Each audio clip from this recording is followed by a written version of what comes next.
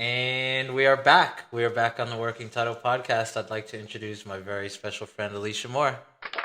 Woo!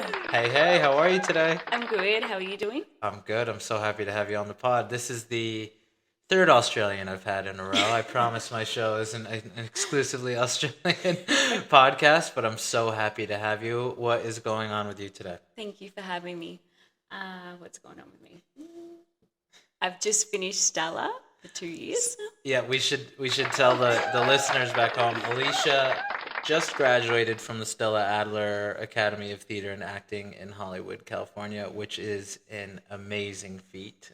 Thank you. I don't know how you guys survive. Tell us a little bit about your experience at Stella Adler and what the 2 year program really meant to you.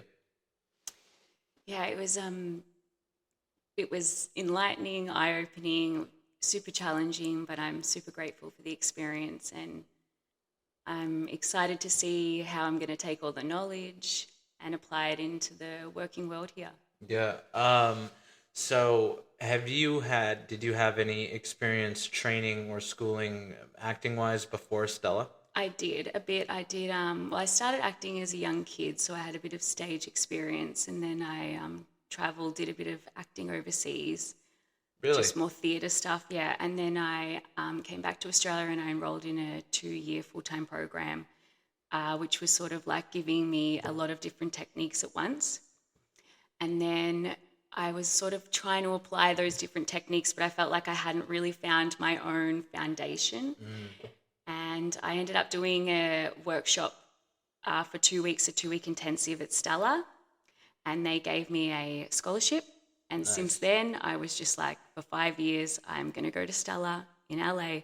This is my goal, and I just worked towards that. And then I finally finished it, and That's yeah, so it's awesome. insane to think that journey's come to an end. So you grew up acting. I did. Well, I started dancing from probably like the age of 4. Always wanted to act, but I'm dyslexic, so that sort of Mm, held me back for many years. mm.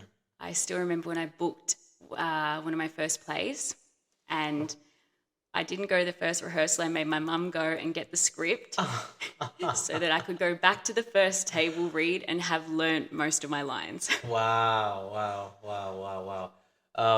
And do you do you remember like from a very early age um wanting to be a performer? Like did you always have that bug? Like I Yeah, want to, yeah. absolutely. Like my mum's always been to the arts, and I'm so grateful for her. She took me to a lot of theatre as a kid. Mm, And I remember I was about 5 years old and I saw the play The Secret Garden. mm, And I think I just turned to my mum and I was like, I want to do this. yeah. And I knew it was going to be a hard road because of my dyslexia and my reading. It always sort Mm, of held me back. It kept me sort of just dancing.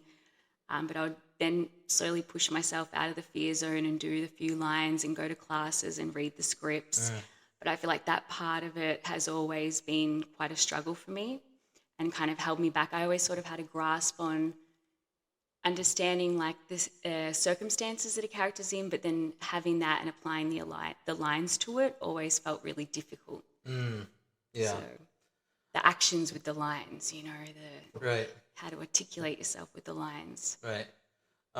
Do you remember specifically growing up when did you have a moment on stage or when you were reading something where you had like any moments of doubt that you wanted to do this, or was it always like, nope, I'm gonna be an actor, like no question, I'm gonna this is what I want to do, or was it because I know I've had you can have like bad experiences sometimes, or like where you're just like I'm never gonna do this again, or like have you ever had that, or was it always just like, nope, this is what I want to do, like. I think I've had the doubt with auditions mostly because that's where, yeah, again, like the reading or having to get the lines down and then just being so nervous that you totally flop the audition Ugh. and you're like, I don't, Auditions can be soul crushing. oh, they're just grueling.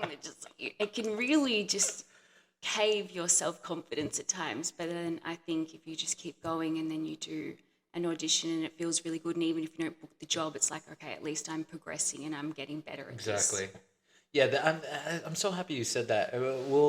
I, I want to get into your background and your history, and we will in a second. But I just want to touch on this because that's such a good thing to say about how you have to be so persistent as an actor, and auditions can just really just beat you down sometimes, Absolutely. and be very cringe sometimes, like, and I think that's what I wanted to touch on. Just I'm glad you said that because I was thinking about making a video about this for my YouTube channel, about the topic of cringe and auditions in general, because a lot of auditions are like, what am I saying? Yeah. Like what did I've walked out of auditions being like, what did I just say? Like, but you have to embrace that. Yeah. You have to embrace the cringe. Yep. Otherwise, you're just and who cares? Yeah, Like, exactly. Who cares? literally, who cares? And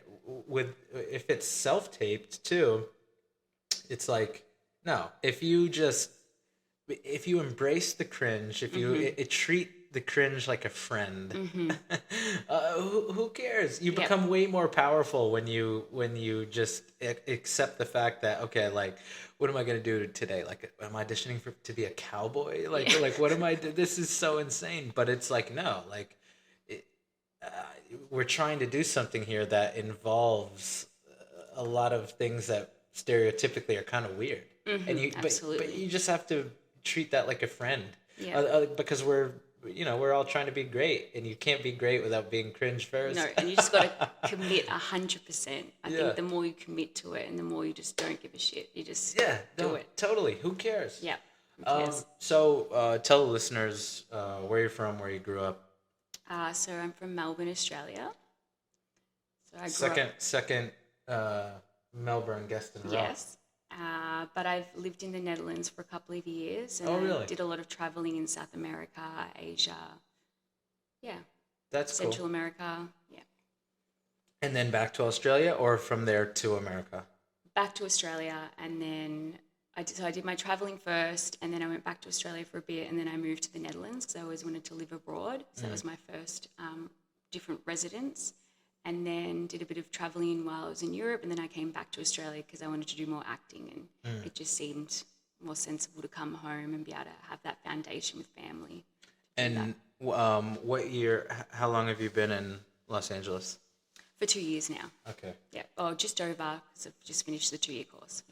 Um, and so you've acted all your life, basically. Did you have family that is in the arts, or are you kind of a black sheep in the family? Yeah. Or? Oh, I have other family members that are different artists. Like I would say my brother's super creative. He's sort of dabbles in painting and I had a great grandfather he was a pretty big artist back in the day. Really? So I've had artists in my family, but never anyone in the acting world.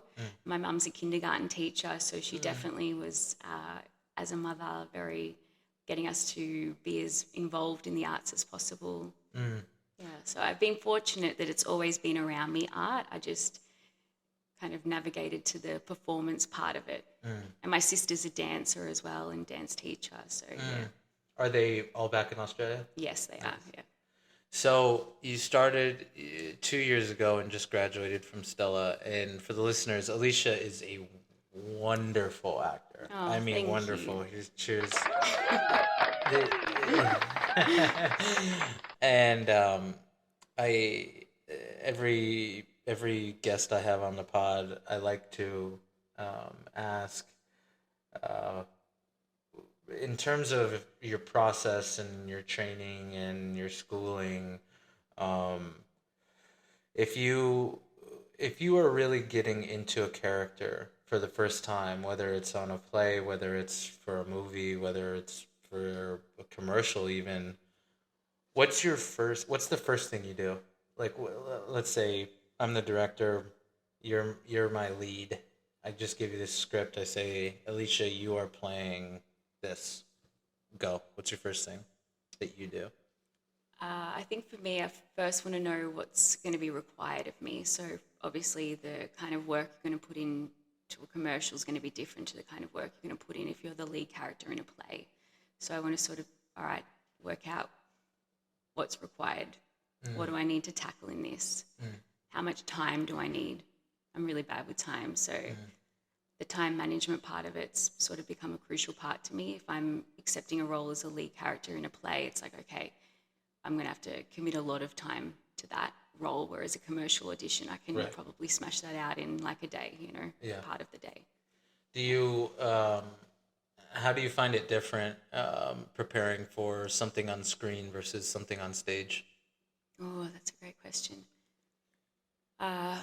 I think I sort of visualize it differently in my mind because obviously a film is a medium of eyesight, the vision of it, whereas stage is, I mean, they're both visual, but stage has a huge auditory component, and you definitely want the audience to hear all those wonderful words that the playwright's written.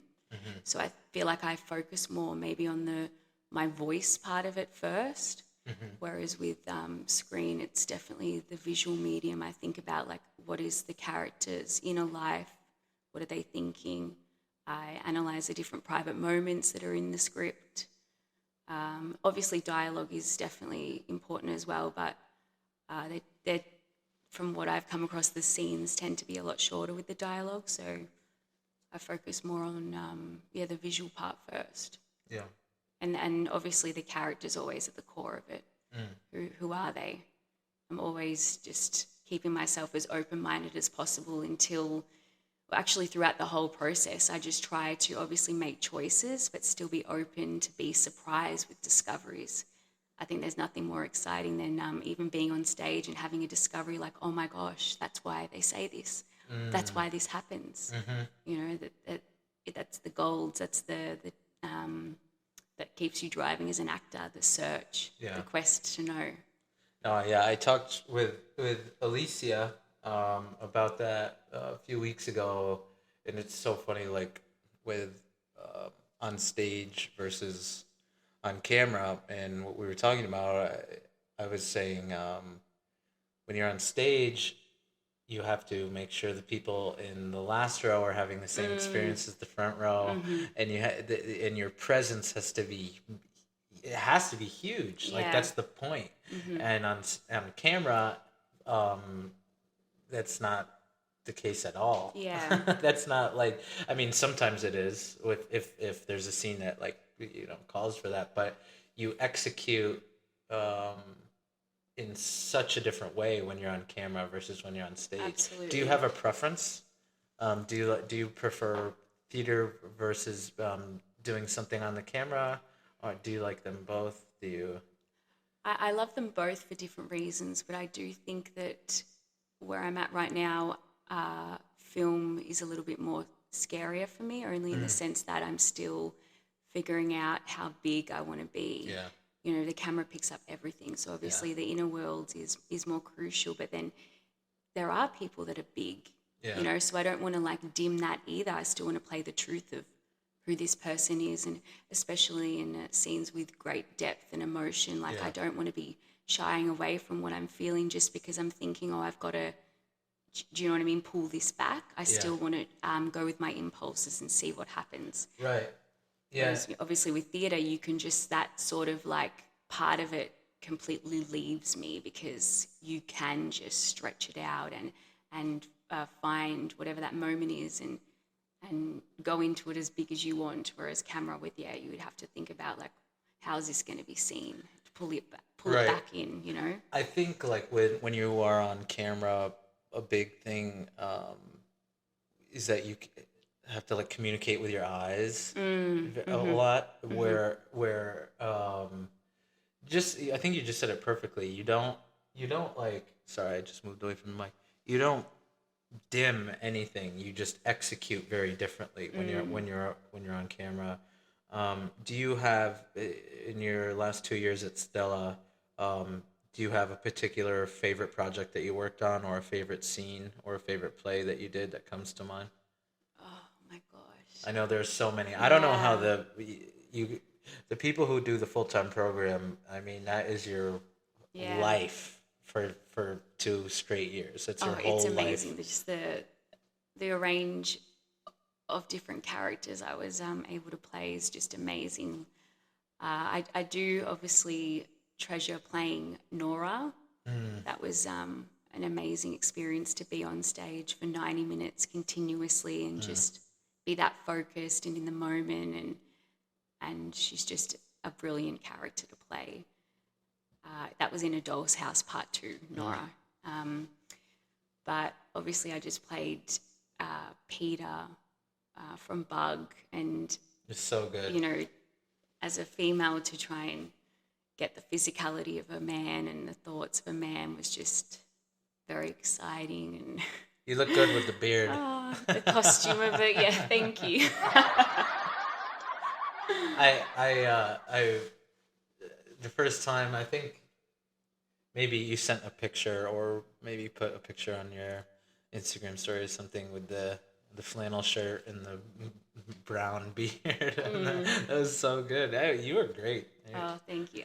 I've realized more and more that the further the character is from me, the more freedom I sort of get because I'm pushing those boundaries and I can feel the work working for me when I'm not myself. I can feel the technique. I can feel the character. Actually, you were in the class with me when I did Sister Aloysius. So good. Cheers for man, so good. That was such a highlight for me because it was one of the first times when I was, on stage and I was in a scene and I felt, I don't know if this sounds strange or whatever, but the character literally took over my body. And I Totally. was just on the ride with her and that was for almost the entire scene. And I was like, I'm in it. This is when I'm in it. Whereas when I'm playing characters that are slightly that much closer to me, I'm always then having to just trust a little bit more that I am them, if that makes sense, because I don't feel that it's that much further away from me. I always still feel like them in what I'm doing in the physicality, but the further the physicality from myself, the more I feel, the gratification, I guess, from it as well. When I watched that, it's no joke. When you put that up as an audio, as seeing it, it was like she's in the flow state. No joke. I was like that. She's in it. No, it was great, dude. Oh, thank you. And that's an interesting topic that you touched on, like playing what's more difficult, playing a character that's really similar to you, or playing a character that has no similarities whatsoever to you. I think that's they both present challenges. Absolutely. I've found sometimes playing somebody that that I share a lot of similarities with can be quite difficult. Yeah. Because then it's like, wait, what am I doing? Am I being me right now? Because that's not what I want to be. Yeah. Like I don't. That's not what I'm doing. But when you can like identify with mannerisms or figures of speech, or just if you're really similar to that character, you're like, wait, no, I'm still acting here. I'm not supposed to be. And then, like what you were saying, when there's someone that you have to mold, it's like working with clay and you mold a completely different thing out of it. That sometimes I find can be, like you were saying, actually easier than somebody that you really are similar to. Yeah, absolutely. And when when I dressed as Peter and I was covered in the blood and I had all the sores all over me and I had the beard and the clothes, it just helps you that much more to believe, Right. and I guess that's the goal of it. You want to believe that you're this person in this set of circumstances and just that part of it is just like very freeing. When you were training in Australia, did you ever train on the Adler technique? Um, that's a great question. No, I don't. I don't think so. I think the closest thing we got to was doing a bit of Uda Hagen. So I think Uda Hagen technique uses a bit of the imagination and definitely like where you put yourself in a set of circumstances and then you use that again for your character in an imaginary sort of way.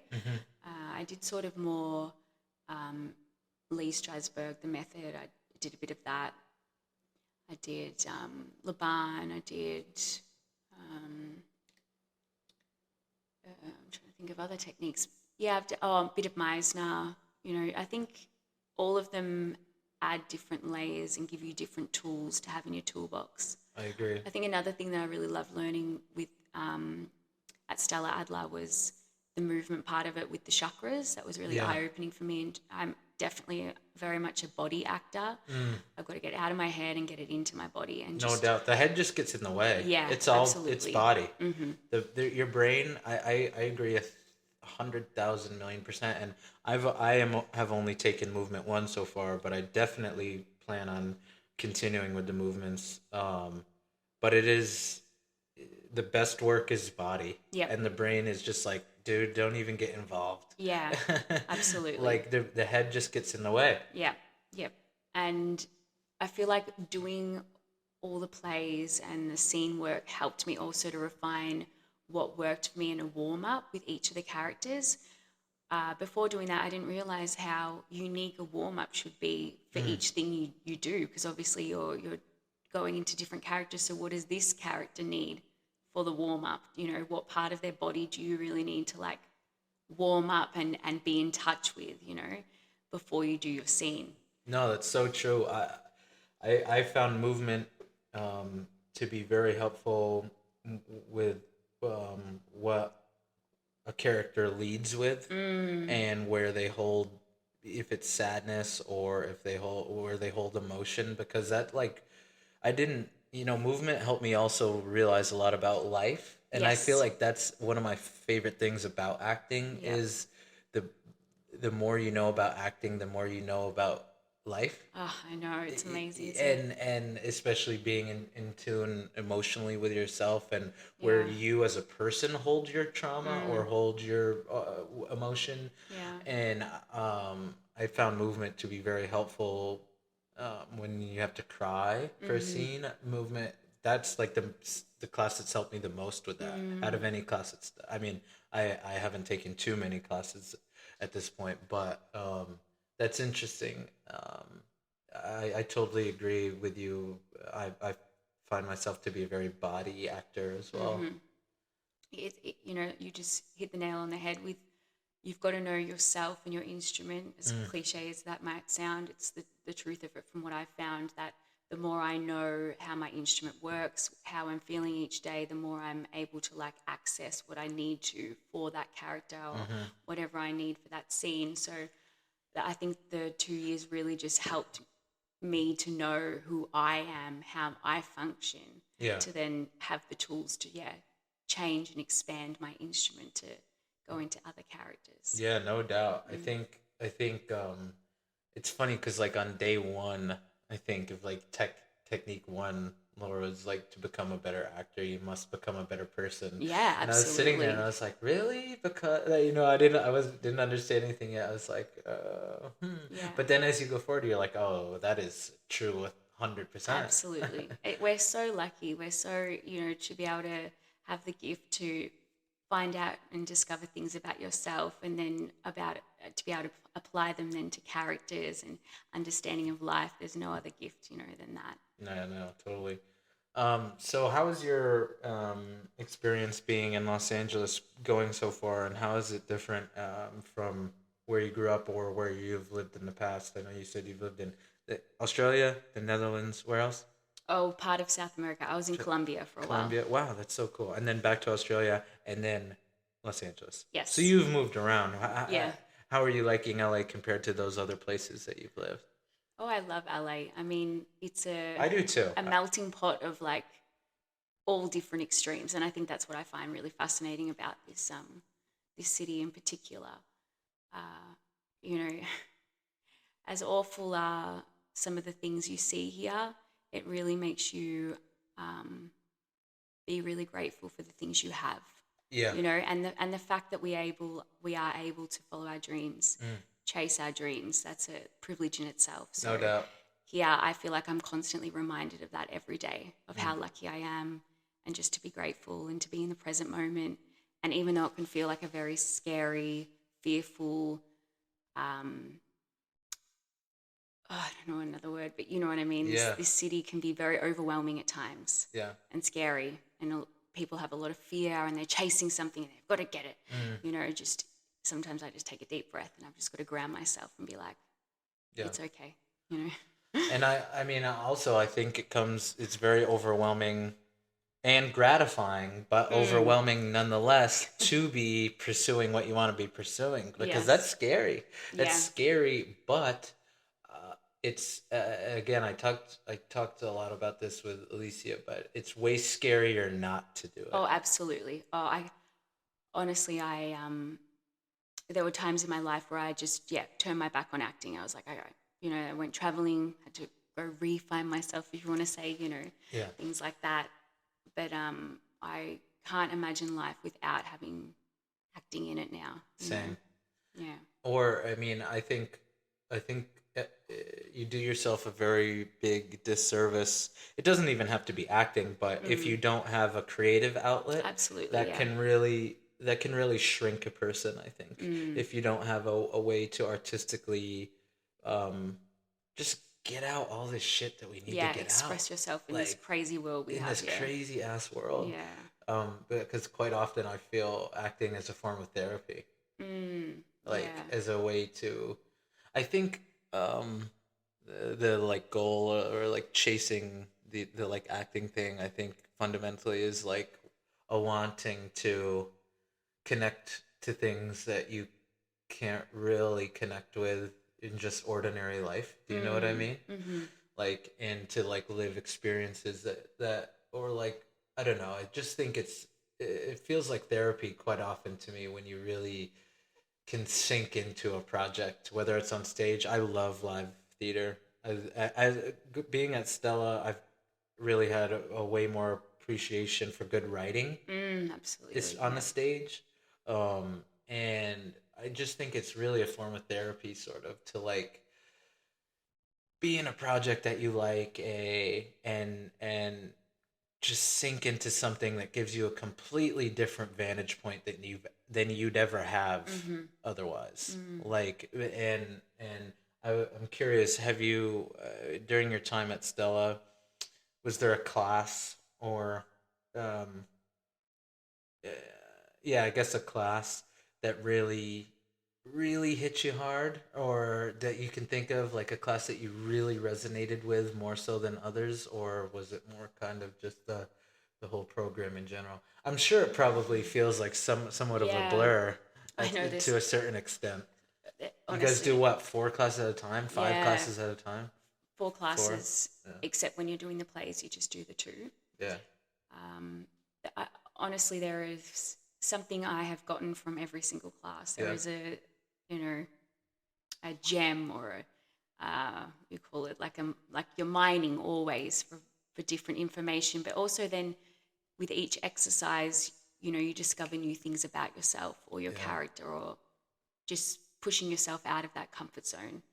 As I said, I had with my dyslexia, that sort of held me back. So I sort of went into this and I was just like, just fuck it. Like, yeah, I'm just going to push myself into that fear every single time and just go for it. yeah, And slowly you just let yourself care less and less, especially about what other people think of you, mm-hmm, but then also about yourself. You learn to just accept, okay, this is where I'm at, and just know that each time I'm going to get a little bit better.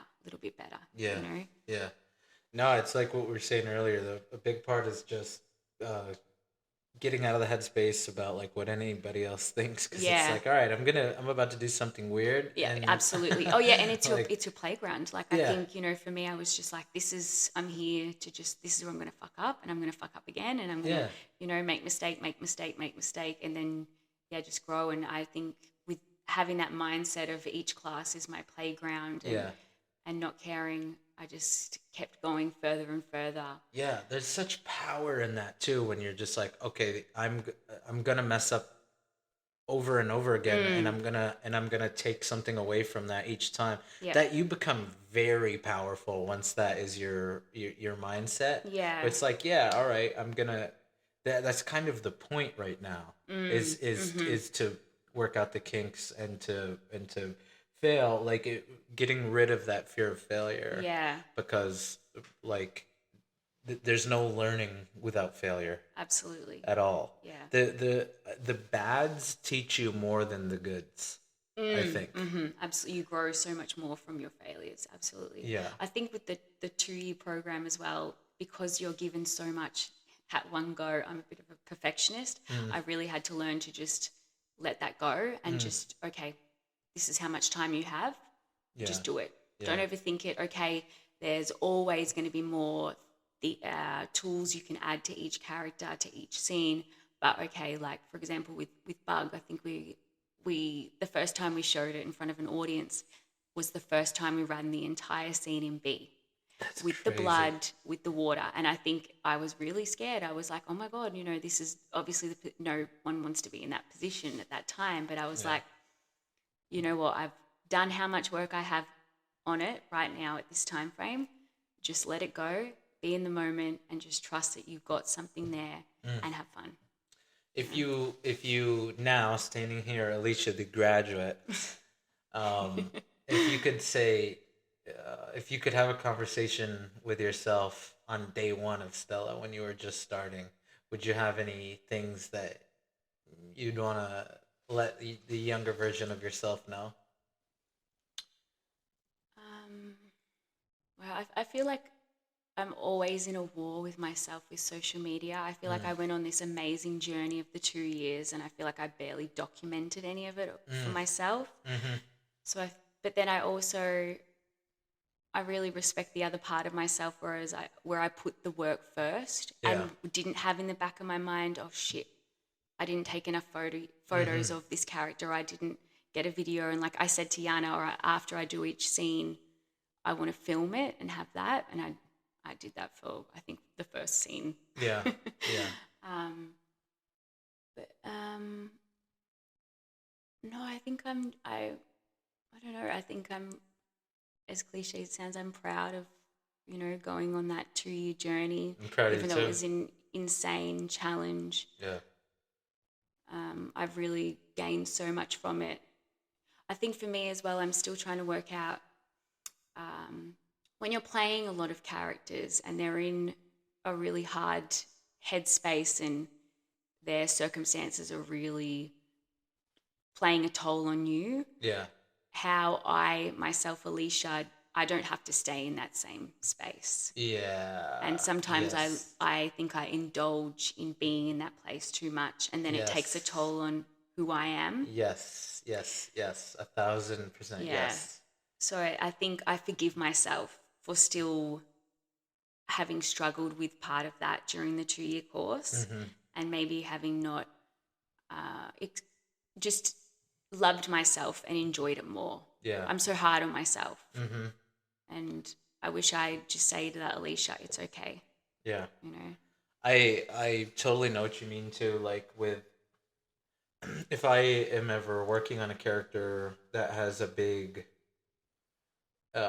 emotional bandwidth and has a lot of emotional outrages, whether it's mad, sad, whatever, I get exactly what you're saying, because I sometimes have to remind myself, like, don't take that shit home with you. Yeah. Like, don't. I get very heady, and especially when I'm prepping for something, especially if there's like a scene that I'm filming, or if there's something I'm doing on stage, either and it does require like a big cry, or a big argument with a partner, or I have to remind myself too, when I'm prepping for that, to not let that, like what you said is perfect, is like I don't have to like take that with me. Like I don't have to, because that's kind of hard. Yeah. It's kind of hard when you're prepping, like, because you can trick yourself into being horribly upset. Yeah. You know what I mean? Like, and then your brain is like, oh, okay, I'm horribly upset right now. Yeah. Like me as a person, not me as the actor. Like your brain is like, okay, we're really upset right now. and then stay in that state of mind for too long, right? Instead of just, I can step out of this and then I can come back to it. Yeah, that's great. So when you were growing up, did you have any big influences on you, actors, like, or projects that you really resonated with you, like that had a big influence on you? It doesn't actually even have to be acting, like musicians, or movies, or books, or actors, or artists that had a big impact on you. Yeah, I was obsessed with the show Alias with Jennifer Garner. I used to watch Alias. Oh, Yeah. I loved it so much. I think she's just such a beautiful soul. And that show, just where I think what I really loved about it is she was, her one character, but then she was playing several other characters as Yeah. this spy. The wig changes, the different Mm-hmm. accents she would do. Mm-hmm. I've always loved different accents and, Yeah. and you know, having one main character but adding all the rest around it. Yeah. I Uh, used to watch Alias for sure. mm, Were you at Stella when Mark Ruffalo got his star? 'Cause, yeah, yes, Jennifer yes. Garner came, I know, I saw her. It was amazing. and I have to say, shout out Jennifer Gardner, Yeah. big listener of the pod. And Chris Thornton, he's in it. It's so Yeah. funny to think that he was one of my teachers and I watched him so many years ago in that show. Oh, I didn't even know he was in Yeah, Alias. he is. It's amazing, yeah. No kidding. I'll have He's got to. a scene with Bradley Cooper. Really? Yeah, it's great. Chris is the man. He is. Jennifer Gardner, I saw at the star reveal, and obviously I know, like everybody else who's seen her, that she's gorgeous. But when I saw her in person, I was like, oh, she's like gorgeous, gorgeous. Mhm. I was like, wow. Yeah, she's a big listener of the pod, so she'll be happy that I said that. But I love Kate Winslet as well. Mm, Yeah, I think she's just done such a different variety of characters, and her acting's just so nuanced, and she really changes who she is. I don't often watch her and see her. I see the character. I see the different physicality she's made, and obviously Meryl. oh, for sure, one of the goats. I know. Yeah, that's Everything. great. When she played the rabbi, it's just oh my gosh. I'm gonna have to go back and find Chris's Alias. Is Oh, he? absolutely, yeah. That's I great. think it's season 1 as well. Wow. Yes, it is. I had just we were saying the other day I'd just seen him in that show Presumed Innocent. Mm. So are you? Do you have anything that you want to plug where people can find you? Are you on social media? Are you on YouTube? Or are you on? Is there anything that you want the listeners where they can find you? Sure. Again, I'm not a big social media user, but I know we should utilize all of our accessibility. Is that the Yeah. right thing to say? Yeah, and I mean you kind of have to these days. I appreciate Mickey Madison though when she was like, I don't have social media because I want to focus on my acting. Yeah. I would love to be in a position where I could turn around and say that because Yeah. I feel like for me, I have ADHD as well, so it can be like a huge distraction, in my world when Yeah. I'm doing my craft. But yes, I am on Instagram if you want to find me, Elisha Jade Moore. I'm also doing a podcast at the moment, Order of Chaos with a K, with Alicia as well. We are both in Order of Chaos with a K. We'll give it. Oh we'll yes, give it, Zach's in it, and also Yana. uh, that we're hopefully to get the second season rolling coming up soon. Yes, yes, Was that your first voice acting job? yes. Same.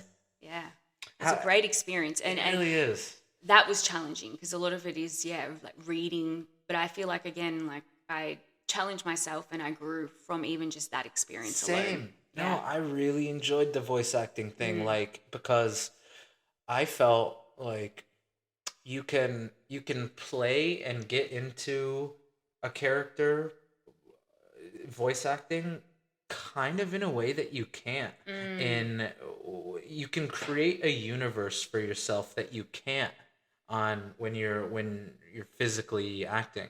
I think, which is it kind of like itched a part of my brain that I didn't know needed to be scratched, because it was like you can like really sink into something in a way that's difficult to do just like on camera or on a stage. I really enjoyed the voice acting thing. Yeah, you're just like honed in on the voice, Yeah. just specifically that and how I'm going to communicate everything with just my voice. Yeah, which is really, really, really cool. I wonder, before I forget, we were just talking about social media. How do you think? I've kind of struggled with the fact that in today's world, in today's industry that we're in, social media has played a bigger part than I wish it does in sometimes how people get cast, sometimes how Mm, people get I have firsthand experience with people who have been like turned away from getting like a manager or an agent because they didn't have enough a big enough following on social media. mm, I've talked to people who have like landed jobs because of their um prowess, I guess, on like social media. yeah. I you know, I that's such a recent turn of events, Hmm. and it's such a like it's never been the case before now in terms of like the threshold for, or I guess like the bar for your talent is now integrated with your activity on social media, Yeah. and that's Yeah. such a weird thing. It is a weird thing. Yeah.